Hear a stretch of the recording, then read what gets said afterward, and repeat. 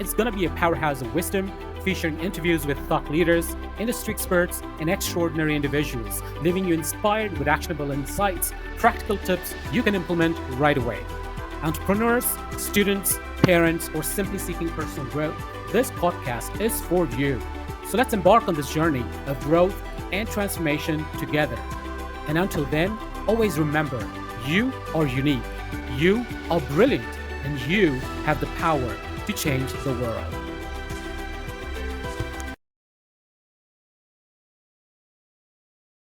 So welcome to the Sash's Corner.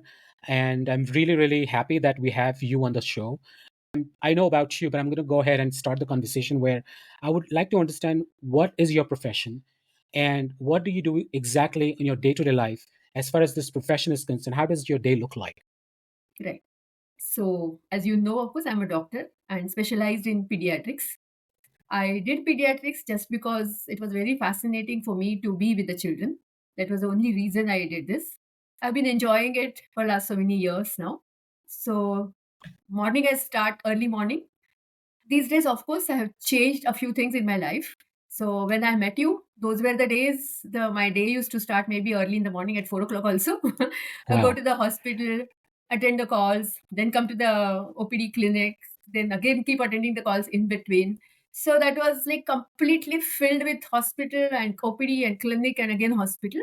Those were the days. Now, of course, I start my day with my own exercise. It's my own time.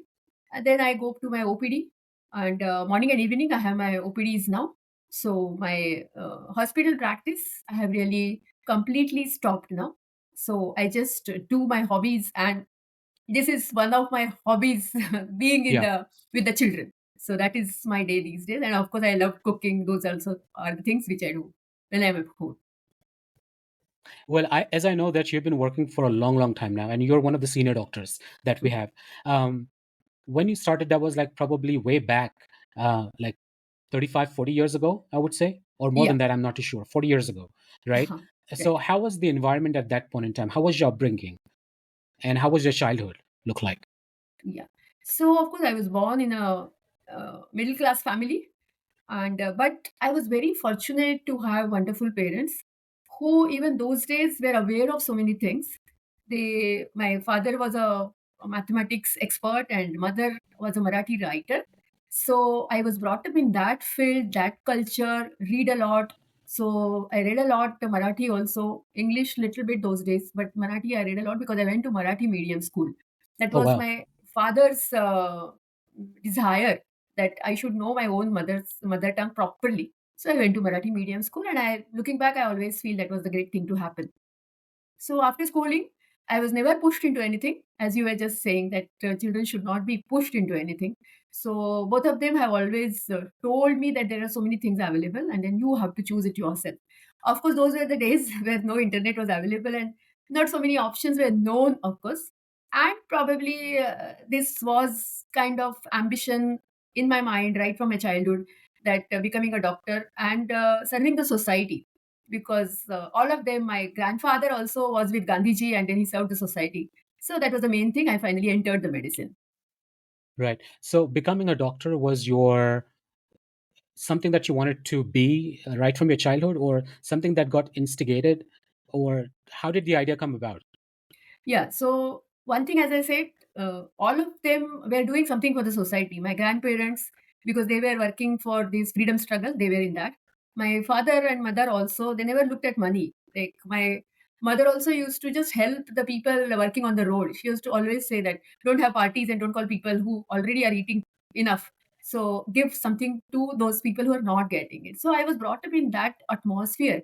So I knew that I want to do something which I can give back to the society, whatever I have got from so many people around. That was one. The second thing, of course, I had seen so many things happening because of not getting the doctor. And those were the days, of course, that getting a doctor very easily was not possible for some emergencies, especially. Okay. So, because of that, probably I always used to feel that I have to do something where I will be helpful then to the two people. So that And was what year are we talking about? This was like so this 19. was like 1975. I entered medicine. Wow. So 1975, you started your medicine, meaning you had A already medical completed your college. 12th, right? Yes, yes. I Okay. entered medical college in 1975. 1980, I finished MBBS. And then, of course, I did pediatrics. Before that, I was doing pathology. Just because I got married, went to other state. I am from Maharashtra, but I went to Gujarat. So there, I initially didn't get direct admission. So that was the thing, of course. That's 75. Like 80s, I finished my MBBS. And then for a little while, I did pathology, but I didn't. Finally, I entered pediatrics. So this is very interesting. You started with pathology, and how Right. many years did you pursue your Just one pathology? year. Just 1 year. Just 1 year. Just 1 year. Yeah, yeah. So, okay. So after 12th, you did your pathology for 1 year and then you No, went no. for After medicine. 12th, I did my MBBS. Okay. After MBBS, I did pathology for 1 year, Okay. and then I got into pediatrics. Right. So was that a learning as well, or did you think that 1 year was not really, you know, Very much. It was okay. learning, of course. And not that I didn't like to do it, I Hmm. was happy with it. Only thing, again, because in pathology, you don't get direct contact with the patients. So I used to enjoy, of course, looking at those specimens and finally getting towards the diagnosis. But then each slide I used to see, or each whatever sample I used to see, I always wanted to go back to the wards and look at the patient and find out that what exactly clinically this patient has, and then only I feel satisfied. And then finally I knew that I'm not going to really feel good just doing this. I Yeah. need to be with the patients. Right. So I'm sure there has been a big change in terms of the study pattern or the MBBS exam and curriculum and all the other patterns as well from your MBBS to the current wave MBBS. What is the big difference do you see? And do you really think there is a big change in terms of curriculum, or is it a change in the examination, the way it's been taken, or people go ahead and study and how it's been done? So The pattern has been changed, of course. For us, it was 4.5 years of MBBS. Like now, also it is in India. After 4.5 years, 1 year is internship. But we used to divide it into three parts of 1.5 years each. So 3 semesters in each year: first MBBS, second MBBS, and third MBBS. Now these days, the children, they do get 1 year. First 1 year for this first MBBS.